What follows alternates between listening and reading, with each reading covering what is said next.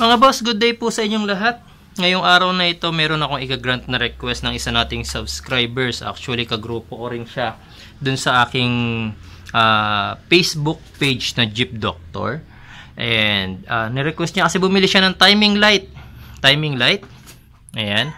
Kaso hindi siya marunong gumamit, guys. Hindi niya alam kung paano gamitin ang timing light. Okay, so in this video, guys, tuturo ko sa inyo kung paano gumamit ng timing light and kung sa anong klase ng mga makina lang siya pwedeng gamitin. So please continue watching this video.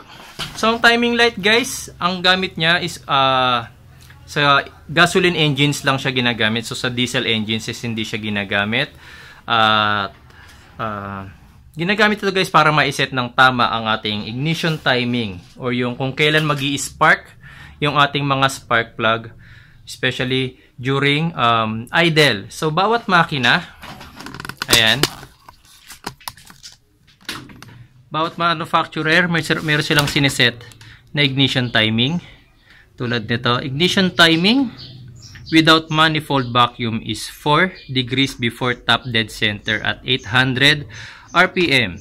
Kung with manifold vacuum naman, it should be 9 degrees before top dead center at 800 RPM. So yan yung inilagay ng manufacturer na standard ignition timing ng ating mga sasakyan. At based on my experience, guys, ang ating mga sasakyan is gumagana ng pinakamaganda. Yung sinusunod natin yung ignition timing, mangyayari is napaka-smooth ng andar ng ating makina, and also yung fuel efficiency is marireach natin yung hinahanap natin na fuel efficiency. So first procedure, guys, ng paggamit ng timing light natin, pagsiset ng ignition timing ng ating makina, kailangan lagyan muna natin ng timing mark yung ating pulley, yung ating crankshaft pulley. So ito yung ating crankshaft pulley. Ayan. So itong bilog na to, crankshaft pulley ang tawag dyan, tapos sa harap niya meron ding timing mark. Ayan. So hindi lang siya masyadong kita sa video. Ayan. Okay. So lalagyan ko na lang muna ng timing mark yung aking crankshaft pulley para mas makita ninyo. So yung timing mark doon sa ating valve, sa ating timing belt cover, nilagyan ko na siya ng guhit. So yung pinakamahaba, yung unang guhit na yan is yung 0 degrees or yung ating top dead center. Yung next na guhit is 5 degrees, and then yung third na guhit is yung ating 10 degrees. So ang sinusunod natin dito nga, guys, is yung standard ignition timing, right? Tapos yung crankshaft pulley ngayon, ipipihit na natin yan. Hanapin naman natin yung gatla, yung timing mark nya.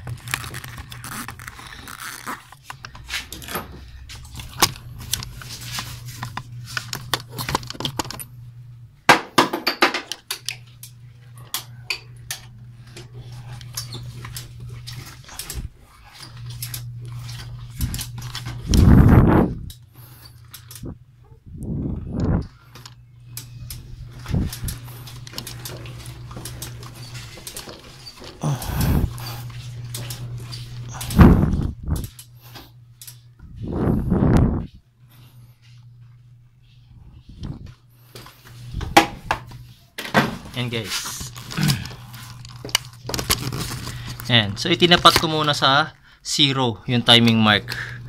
Ito yung guhit, timing mark doon sa ating belt cover. Tapos ito naman sa pulley, yung maliit na tuldok na nilagay ko. Yan naman yung gatla o yung timing mark dito sa ating pulley. Okay. So pinagtapat ko muna sila sa 0, tapos yan yung nilagyan ko ngayon ng white mark, yung gatla o yung notch ng ating crankshaft pulley, para malaman natin kung naka-top dead center na yung ating piston. Okay, so yan yung 0 nya. Ngayon, may cases, guys, na yung pulley is nawawala sa alignment, yung timing mark or yung notch nya. So may video ako para malaman nyo kung nasa top dead center yung ating piston. Yun yung lalagyan nyo ng marking. So panoorin nyo yung video na yun.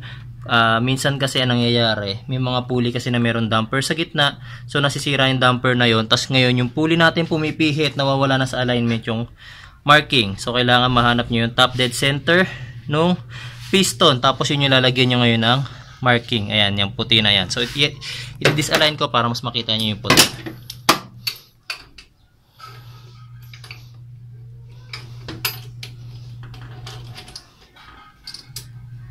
Ayan. So makikita nyo, ito yung marking ngayon na nilagay ko doon sa pulley. Yan kasi yung top dead center pa niya. Yan yung timing mark sa pulley. So yung tulad na sinabi ko, yan yung hahanapin nyo. In case lang naman na wala na sa tamang alignment yung inyong pulley.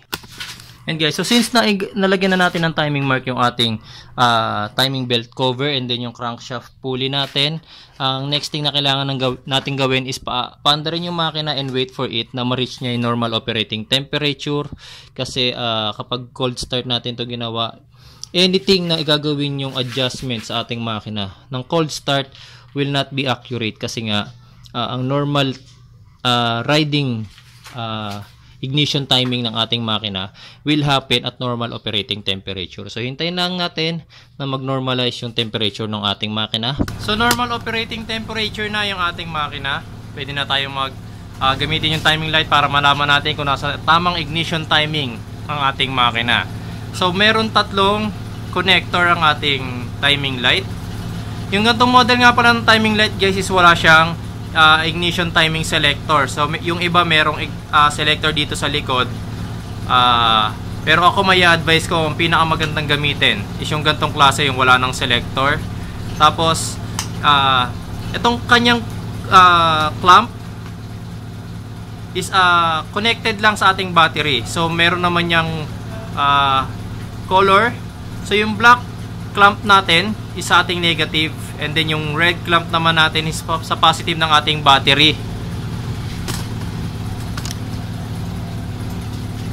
Red to positive, and then yung black sa negative. Tapos ito yung ating signal pick up. Okay, so ikinakabit natin to sa high tension wire ng spark plug number 1. Ayan, nakalagay rin naman sa kanya number 1. Ayan, number 1. Tapos kapag ikinabit natin ito guys, hindi nyo siya pwedeng baliktad na mailagay. Meron niyang arrow sa harap. So kung nasaan nakatapat yung arrow, dapat nakaturo itong arrow na to sa spark plug. So wag nyo siyang ikakabit ng nakatalikod yung arrow sa spark plug. Tulad nito.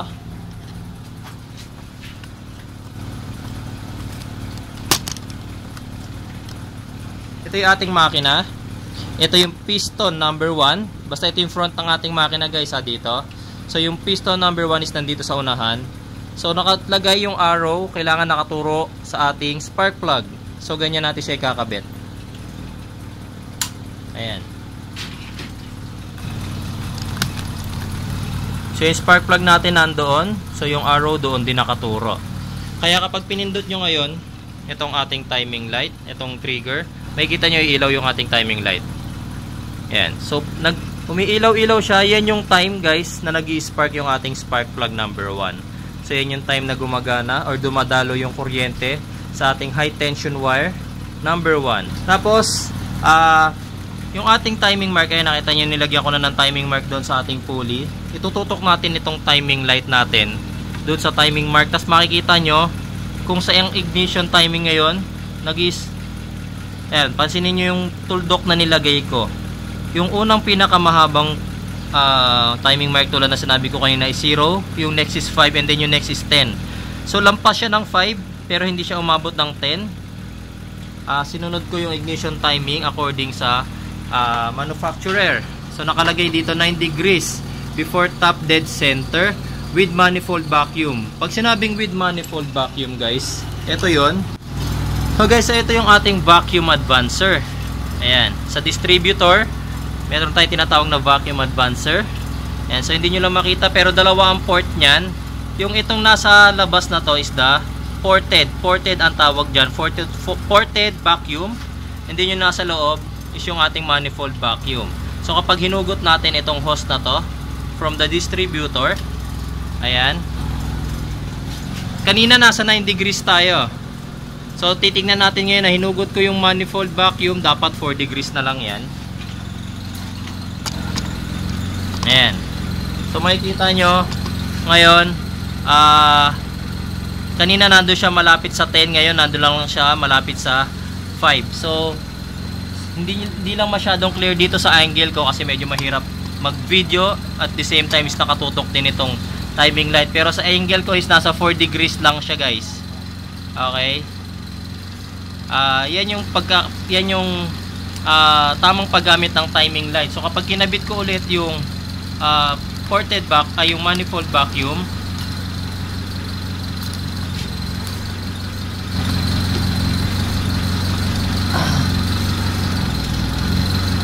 makikita nyo tatalon yung timing mark. Ayun. So lumipat na naman siya ngayon sa 9 kasi nakakabit na ngayon yung manifold vacuum. Tapos ang timing light ko guys is hindi ko lang ginagamit para makapag set ng ignition timing. So marami pa siyang gamit sa akin. So isa pa sa mga purpose ng timing light sa akin is yung paghaharap ng misfire. So sa paghahanap ng misfire guys, yung palya na ginagawa, kadalasan may mga causes yan. Unang-una is yung spark plug na hindi nagpa-fire. Next thing is yung high tension wire na hindi nila dinadaluyan ng kuryente kasi is either luma na yung high tension wire or putol na siya internally, o kaya yung terminals naman ng distributor. So 4-cylinder yan, meron din yung 4 na terminals. So possibly yung isang terminal dyan is pudpud na, sira na, corroded na, o kaya naman is hindi na naaabot ng rotor. So ang timing light na yan guys, nagagamit ko para malaman ko kung anong cylinder ngayon yung hindi gumagana. Okay, so ikinakabit ko lang yan sa bawat cylinder. So mapapansin nyo guys, dito sa makina ko walang misfire, maririnig nyo na pino yung tunog nya. Kakabit ko lang sa cylinder number 1 yan para malaman ko kung okay yung high tension wire. Pag pinindot ko to, dapat umiilaw. Ayan, nakikita nyo umiilaw siya. So ibig sabihin working yung aking high tension wire number 1, and then yung distributor cap ko gumagana rin yung number 1. Sa number 2 naman, ganun din.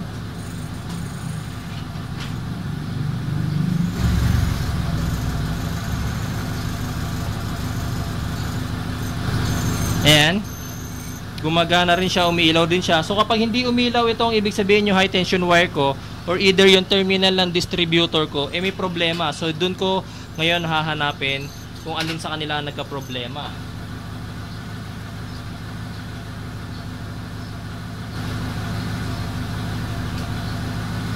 Ayan. So lahat yan, kapag ikinabit ko yung aking signal pick up doon sa mga high tension wires, kaya ko ma-detect kung working ang mga cylinders, ang mga high tension wire, pati yung terminal ng aking distributor. So doon pa lang nalalaman ko na kung aling high tension wire ang may problema. Para malaman ko ngayon guys kung yung distributor is stuck up na yung rotor. So may mga distributor guys na kailangan screwdriver pabuksan. Tulad nito, bubuksan mo yan, gagamitin mo pa na screwdriver. So medyo matagal na proseso. Although hindi naman ganun katagal, pero mayroong mas shortcut na way para malaman ko kung naka-stack up na yung distributor or nangangailangan na ng overhaul. So kakabitan ko lang ng timing light. Yan, timing light. Then ikakabit ko yung timing signal pick up. Then ang gagawin ko guys, tatanggalin ko ngayon yung connection ng vacuum advancers. Ayan, itong vacuum advancer, tatanggalin ko ang connection yan. Ayan. Tapos dito ngayon sa ating makina, ayan, gamit din ng timing light. Mapapansin nyo, since tinanggal ko ngayon vacuum advancers, nasa number 4 lang nag-i-spark ngayon yung aking ignition timing. Ayan, number 4 lang siya. So kapag ni-revolution ko yan, dapat mag-a-advance yung ignition timing niya kasi nga working pa yung aking distributor. Pero kung hindi na gumagana yung mechanical advancer o nangangailangan na ng overhaul yung distributor ko, ayan,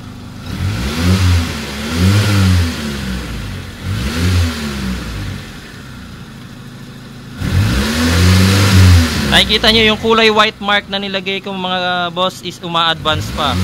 Ang ibig sabihin, nasa tamang ignition, gumagana pa ng maayos yung aking mechanical advance sa loob ng distributor, so hindi pa siya nangangailangan ng overhauling.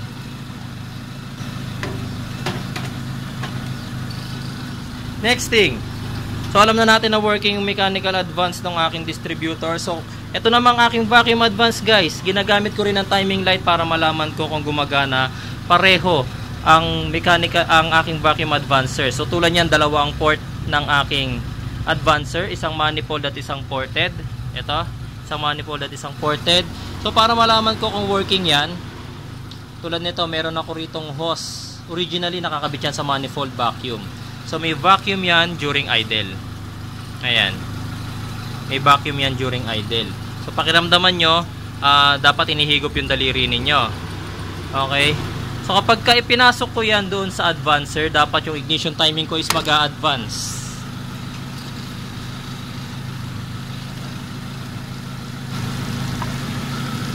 Ayan.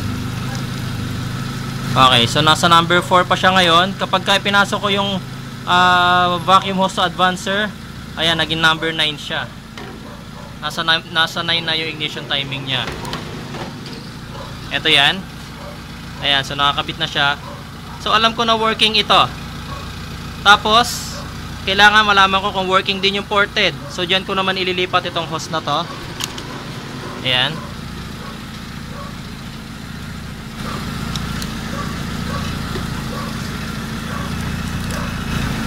Ayan, so as of now, nasa 9 pa siya, nakakabit pa sa manifold vacuum guys. So hugutin ko muna.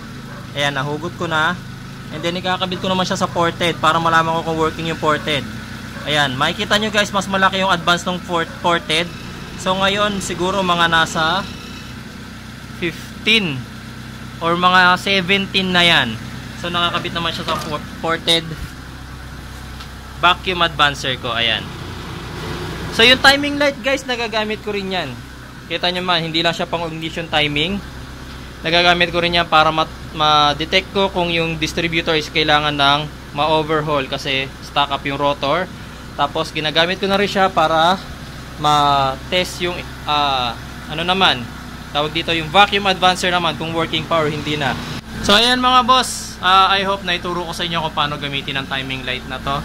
And doon sa nag-request ng video, pasensya ka na, hindi ko matanda kung anong pangalan mo, basta nabasa lang kita nung one time sa comment section, and then tinandaan ko yung request mo, kaya ito na, tinuro ko na sa inyo kung paano yung gamit ng timing light, tsaka kung ano-ano pa yung mga pwede nyong paggamitan ng timing light ninyo guys. So last thing na lang regarding sa ating timing light is yung tamang care, pag-iingat dito sa ating mga timing light guys. So ang unang-unang may advice ko guys, especially alam natin na napakamahal ng ating timing light. Itong signal pick up, and yung mismong timing light natin, wag nyong hinahayaan na nababagsak siya. Kasi very delicate, lalong-lalo na to. So kapag nabagsak to, maaaring masira na yung timing light natin. So mahal siya, 2,000 siya. So nakakapanghinayang din yung 2,000 pesos. Maganda to, matagal yung ating gamit. Next thing guys, kapag ka nag-set kayo ng ignition timing, after nyong maset yung ignition timing, wag nyong hahayaan na nakababad, na nakakonekta yung ating signal pick up tsaka yung ating mga power cables doon sa ating battery. Kasi may tendency pa rin na masira naman yung internal sa loob kasi matagal siya nakababad. Tapos hindi naman natin ginagamit for ignition timing. So usually minsan kahit ako ay admit, nakakalimutan kung tanggalin yung ignition timing light ko dun sa makina, lalong-lalo na dito sa part naman ng ferrite ng signal pick up. Masyadong mainit yung makina natin, so na-absorb ng ferrite yung init, so nagka-crack siya, nababasag siya sa loob. Especially tulad niyan, nakatapat pa naman dito sa exhaust manifold yung ating high tension wire kung saan natin kinakabit yung tawag dito, signal pick up. So ingatan natin guys, kasi mayroon na rin ako nito, nadikit naman siya sa manifold, naluto siya, so nasira rin yung signal pick up ko. So ingatan nyo yung mga ignition timing light niyo kasi nga mahal siya. Okay, so maraming bagay siyang maitutulong sa atin, pero kailangan lang natin siyang ingatan. So I hope guys, today may naituro ako sa inyo na kinapulutan nyo ng aral. Okay guys, so kita-kita po tayo sa susunod kong video, and request lang po kayo, and try ko pong gawa ng video. Maraming salamat po.